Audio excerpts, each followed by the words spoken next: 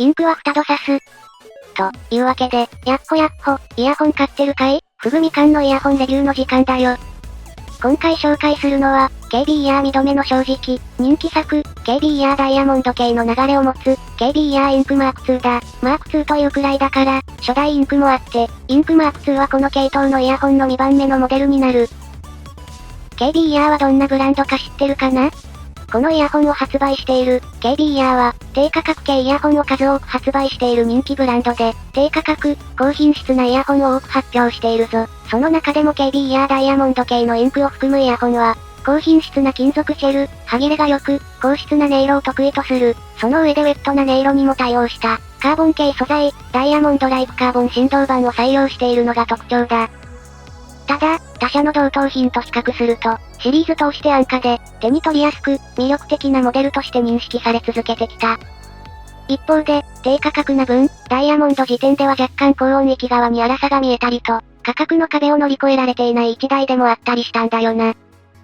そのダイヤモンドのブラッシュアップバージョンと言えるのが、今回紹介する、インクマーク2のベースになった、KB イヤーインクだ。形状は完全にインクマーク2と共通で、高級感のあるシェル、手の凝ったフェイスプレート、そして、ダイヤモンドよりさらにソリッドで鮮烈になったドンシャリサウンドと、独特の魅力を持ったイヤホンだった。一方で、相変わらずシャープすぎて刺激的になりすぎる場合がある、高音域は、好みが分かれる。とはいえ、全体的に見れば、音質面ではダイヤモンドをアップグレードしたような一本で、その音質は話題になった。何かを避けているような物言いに聞こえるかい？画像で大体わかると思う。そう、KB イヤーインクは、ダイヤモンド系のカーボン繊維系フェイスプレートではなく、インクジェット印刷による、模様の印刷が行われたタイプのフェイスプレートに変更になったんだ。これ、遠目に見る分には問題ないんだけど、所有者本人の距離で観察すると、印刷の鮮明度が低く、目が良い人なら、インクのドットがブツブツと荒く見えてしまう。製法上仕方のないことなんだけど、僕はどうしてもここが気になった。音質が良いだけに本当に惜しいんだけど、その1点だけで、インクは万人にはおすすめできないイヤホンに落ち着くことになってしまったんだ。なお、この不満点を差し置いても、それでも音質で惚れる人がいるくらいに秀逸なイヤホンだったぞ。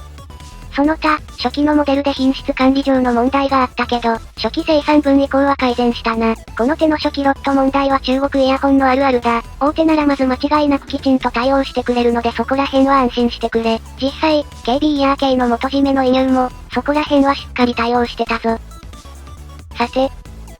そんなわけで、あと一歩が踏み出せなかったインク。その指摘されるべきポイントは、大きく2点。高音域が刺激的すぎる場合があるのと、製法上の都合で安っぽく見えてしまう場合があるフェイスプレートだな。逆に言うとそれ以外はほぼ完璧だ。感触系、ソリッドな音色でしっかりと完成したイヤホンで、このまま生産終了は本当に惜しい。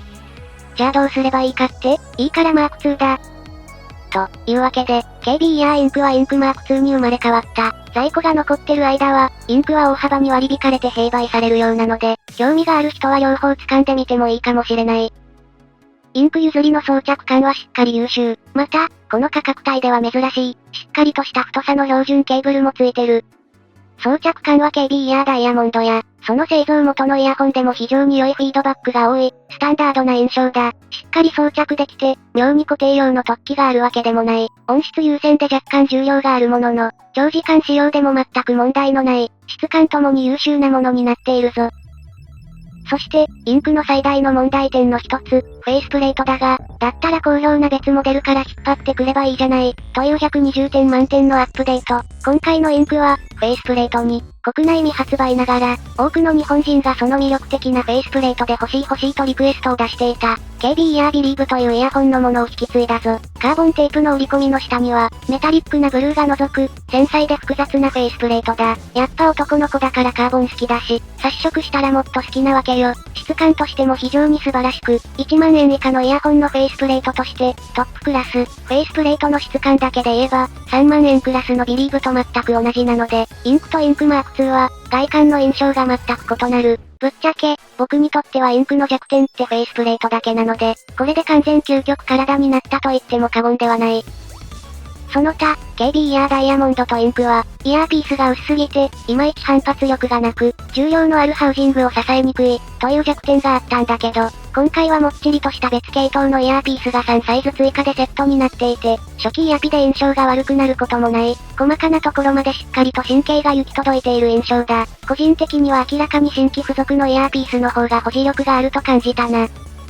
その他、ダイヤモンドから付属し続けている、この価格では非常に高品質な合皮製のポーチもついてきて、パッケージの高級感ももともと十分だ。唯一、もうちょっと頑張って欲しかったフェイスプレートは、5段階くらい高級仕様になったので、全体に非常に高級感漂う仕様となっているぞ。さらに、音質にもブラッシュアップが入った。KB イヤーインクは、フェイスプレート改良版が発売されることを、随分前からアナウンスされていたんだけど、それがここまで時間がかかったのは、この再調整によるところだと思う。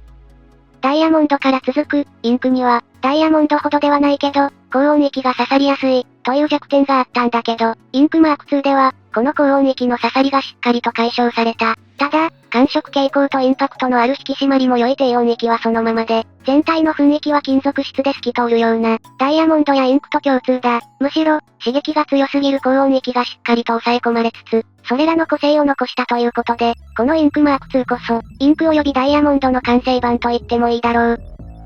音色を分解してみようか。インクマーク2の全体に言えることは、このイヤホンがしっかりと分離感を引き出せる、ソリッドな音色をこなせつつ、DLC らしく、量感のある低音域もこなせる1台である、ということ。感触系の1ダイナミックドライバーが好きで、低音もしっかり出てほしい人には、非常に優秀な選択肢になる。高音域は、カーボン系ドライバーらしい、しっかりと鋭く鳴らせる音だけど、深い音のピークがバッサリとカットされた。以前は一部の楽器やボーカルが過剰になると、その部分が刺さるような感覚があったんだけど、今回のインクマーク2の高音域は、相変わらず高質なままながら、刺激的すぎる高音がなくなった印象があるな。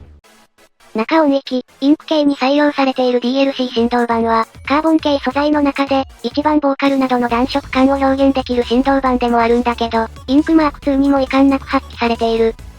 インクでは、高音域のピークから、若干高質な感じもした、中音域だけど、インクマーク2はボーカルもしっかり聞こえてくる印象があるな。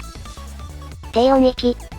インクマーク2の低音域は、かなりたっぷりとした印象、密閉感が強いので、パワーロス感がなく、適度な空間の広がりの中でズンズン響いてくれる印象が強いぞ。もちろん、20時期のモンスターどもや、12mm クラスのモンスターどもに比べると程よい程度だけど、ベースの響きなんかはしっかり密閉された中で力強く感じるバランスになっていて、低音好きもにっこりのパワフル具合だ。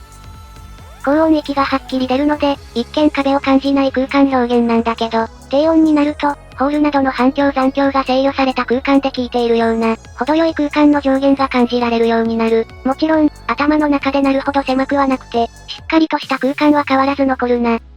初代インクと比較すると、すべてが誰でも受け入れられるようにバランス調整を受けた印象になる。インクマーク2は、ウェットな表現もより自然にこなせるようになったし、じゃあ高音が柔らかくなったかというと、全くそんなことはなし、ギラギラとした質感がちゃんと残った状態で、暴れすぎなくなったので、1ランク上の音色が出せるようになったと感じるな。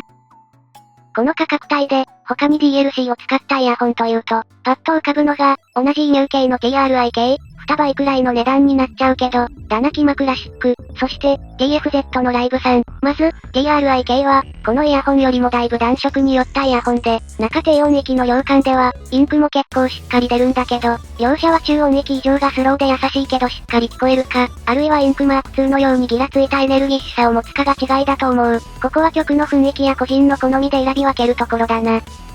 ダナキマクラシックは、KB イヤーインクマーク2にかなり近い、が、あちらの方がよりバランスよく仕上がっていて、高音キラキラ、低音どんどんと、派手ながらバランスの整ったイヤホンになっているな。インクの方が高音のギラつきや、低音の沈み込みなどで、もう一歩踏み込んだ表現をしてくる。なので、完成度でキマクラシック、瞬間風速の強さでインクマーク2をおすすめする。